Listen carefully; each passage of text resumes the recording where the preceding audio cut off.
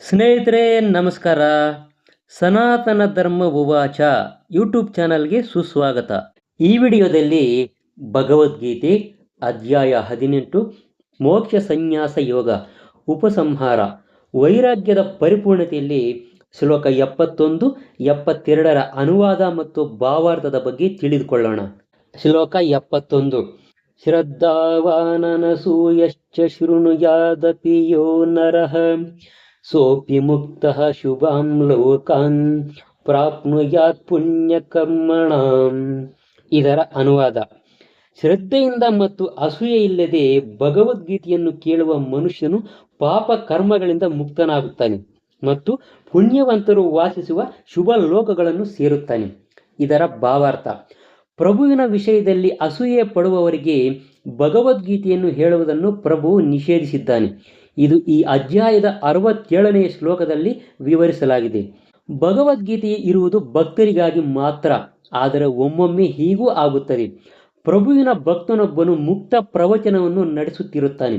ಇಂತಹ ಪ್ರವಚನಕ್ಕೆ ಬರುವ ಜನರೆಲ್ಲರೂ ಕೂಡ ಭಕ್ತರಾಗಿರುವವರೆಂದು ನಿರೀಕ್ಷಿಸುವುದಿಲ್ಲ. ಹಾಗಾದರೆ ಸಾರ್ವಜನಿಕ ಪ್ರವಚನವನ್ನು ಭಕ್ತರು ಏಕೆ ನಡೆಸುತ್ತಾರೆ? ಬರುವವರೆಲ್ಲರೂ ಕೂಡ ಭಕ್ತರಲ್ಲದಿದ್ದರೂ ಕೃಷ್ಣನಲ್ಲಿ ಅಸೂಯೆ ಇಲ್ಲದವರು ಅನೇಕ ಮಂದಿ ಇರುತ್ತಾರೆ ಎಂದು ಇಲ್ಲಿ ವಿವರಿಸಲಾಗಿದೆ. ದೇವೋತ್ತಮ ಪರಮ ಪುರುಷನಾಗಿ ಅವರಿಗೆ ಕೃಷ್ಣನಲ್ಲಿ ಶ್ರದ್ಧೆ ಇರುತ್ತದೆ. ಇಂತಹವರು ಒಬ್ಬ ನಿಜವಾದ ಭಕ್ತನಿಂದ ಪ್ರಭುವಿನ ವಿಷಯವನ್ನು ತಿಳಿದುಕೊಂಡರೆ ಅದರ ಪರಿಣಾಮವಾಗಿ ಅವರು ಕೂಡಲೇ ಎಲ್ಲ ಪಾಪ ಕರ್ಮಗಳಿಂದ ಬಿಡುಗಡೆಯನ್ನು ಹೊಂದುತ್ತಾರೆ. ಅನಂತರ ಎಲ್ಲ ಧರ್ಮಾತ್ಮರು ನೆಲೆಸುವ ಗ್ರಹ ವ್ಯವಸ್ಥೆಯನ್ನು ತಲುಪುತ್ತಾರೆ. ಆದ್ದರಿಂದ ಭಗವದ್ಗೀತೆಯನ್ನು ಕೇಳಿದರೆ ಸಾಕು.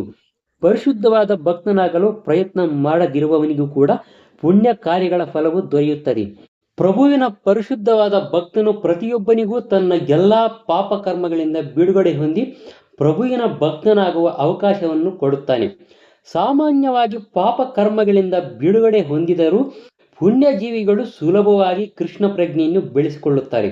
ಇಲ್ಲಿ ಪುಣ್ಯ ಕರ್ಮಣಾಂ ಎನ್ನುವ ಪದವು ಬಹು ಮುಖ್ಯವಾದದ್ದು. ಇದು ಅಶ್ವಮೇಧ ಯಜ್ಞದಂತೆ ವೈದಿಕ ಸಾಹಿತ್ಯದಲ್ಲಿ ಹೆಸರಿರುವ ಶ್ರೇಷ್ಠ ಯಜ್ಞಗಳನ್ನು ಮಾಡುವುದನ್ನು ಪ್ರಸ್ತಾವಿಸುತ್ತದೆ. ಭಕ್ತಿ ಸೇವೆ ಮಾಡುವುದರಲ್ಲಿ ಪುಣ್ಯಾತ್ಮರಾದವರು, ಆದರೆ ಪರಿಶುದ್ಧರಲ್ಲದವರು ಧ್ರುವ ನಕ್ಷತ್ರ ಗ್ರಹ ವ್ಯವಸ್ಥೆಯನ್ನು ಅಥವಾ ಧ್ರುವ ಲೋಕವನ್ನು ತಲುಪಬಲ್ಲರು. ಆ ಲೋಕಕ್ಕೆ ಧ್ರುವ ಮಹಾರಾಜನು ಅಧಿಪತಿ. ಅವನು ಪ್ರಭುವಿನ ಮಹಾನ್ ಭಕ್ತ. ಅವನಿಗೆ ಒಂದು ವಿಶೇಷ ಲೋಕವಿದೆ, ಅದನ್ನು ಧ್ರುವಲೋಕ ಎಂದು ಕರೆಯುತ್ತಾರೆ. ಶ್ಲೋಕ 72.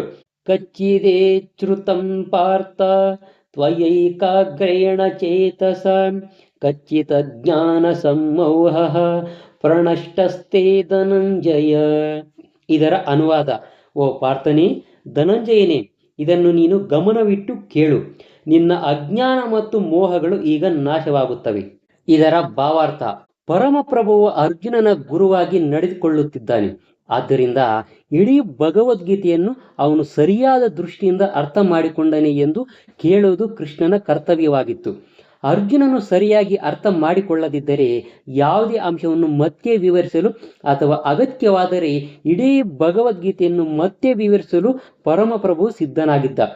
ವಾಸ್ತವವಾಗಿ ಕೃಷ್ಣನಂತಹ ಅಥವಾ ಅವನ ಪ್ರತಿನಿಧಿಯಾದ ಸದ್ಗುರುವಿನಿಂದ ಭಗವದ್ಗೀತೆಯನ್ನು ಕೇಳಿದವನು ತನ್ನ ಅಜ್ಞಾನವೆಲ್ಲ ನಾಶವಾದದ್ದನ್ನು ಕಾಣುತ್ತಾನೆ.